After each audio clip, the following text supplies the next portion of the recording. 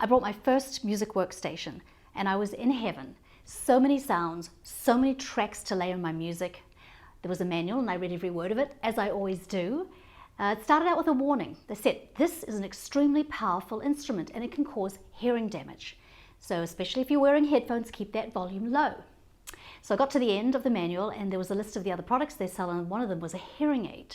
Now that struck me as just being absolutely hilarious. So they sell you a product that's going to cause hearing damage, and then the solution they have is a hearing aid. Anyway, music is very powerful and it brings with it health and well-being, but there are ways that music can be very harmful. Welcome to Morning Tea. I'm Joanne, pianist, composer, and the co-founder of the Jolie Joffe Music Foundation. I'm a business owner and internationally licensed yacht helmsman, mother of 5, grandmother of 6, public speaker and musical artist with a message of the power of music for health and well-being. Music has a profound impact at the emotional level. People suffering from Alzheimer's disease and other cognitive challenges have had amazing memory recall when they hear songs and pieces from earlier in their life. Music speaks to us where we are. A happy song will make us feel happier. Same goes for angry, hateful songs. To be clear, I'm not talking about any particular type of genre like country music or rap music or classical. That's all a matter of taste. This painting by Rembrandt depicts one of the oldest records of the power of music and music therapy. Saul, who was the first king of Israel, was being tormented by demons, which today might translate into some sort of a mental illness. So the palace went hunting for a skilled musician, and they found David. He was a shepherd boy, and they brought him to the palace. And what happened was that every time these demons or these attacks came upon Saul, David would play his harp, the demons would leave, and then Saul would feel better. So who was David, and what was this power that he had to heal? What was it about his music?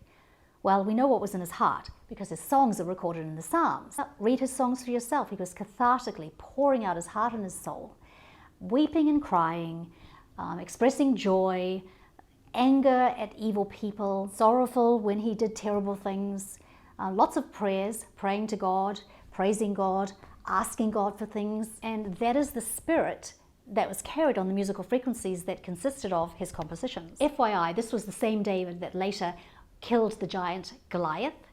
So he was not only a skilled musician, but he was confident, he was a fighter, focused, fearless. But the popular music today is none of this. And here are some of the ways that it harms you. We could start by talking about the changes over the last 50 years, from the sweet little love songs to all-out glorification of debauchery, to say the least. A fairly recent data analysis of current pop music shows that the music is slower, it's melodically simpler, it's louder, which is due to the compression, which takes away from the diversity of the sounds itself. It's more repetitive, it is more I-focused, it's all about me, and it is more antisocial and angry. Another scientific study had some conclusions similar,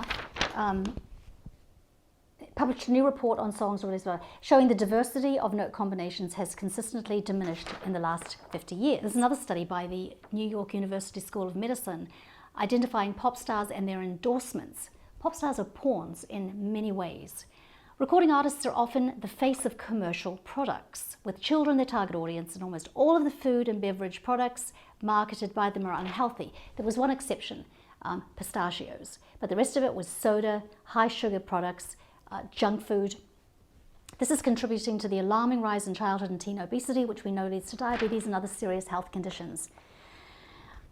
Musicians themselves are suffering in extraordinary numbers with mental illness. This is due to the terrible content of their songs in combination with using the power of music to chase after fame and what they think fame is going to get them. When you listen to, say, a podcast or a TV news show, this is hitting you intellectually. Music is different. Music finds its way into our psyches subconsciously, and it has a power to make changes. We know this from the health benefits of music, but it also works the other way. It has the power to make changes that harm us as well. Once I had a situation with one of my daughters. She brought home some sheet music. She wanted to learn to play a hit song on the piano. The song was overtly sexual, so I sat down with her and I used this as a learning tool. And we talked about the words to the song. We talked about the message that it was conveying, what they were encouraging young women to do. what were the dangers of those sorts of activities, data, statistics of what really happens. Then I made her take the music back. Lytton said, music, once admitted to the soul, becomes a sort of a spirit and never dies. So guard your mind, be very careful about what you allow in using this vehicle of music. Be discerning about the music you listen to. Make sure it's edifying you and lifting you up. If you're raising children, you are the gatekeeper to their hearts and their minds. Scrutinize everything they're listening to, screen everything that comes into your house, and reject anything that's in conflict with high values. So thank you so much for being here. If you haven't already, please subscribe to this channel. Go to joannejolie.com and sign up to receive all the latest news and music releases. And I look forward to seeing you next time. Bye-bye.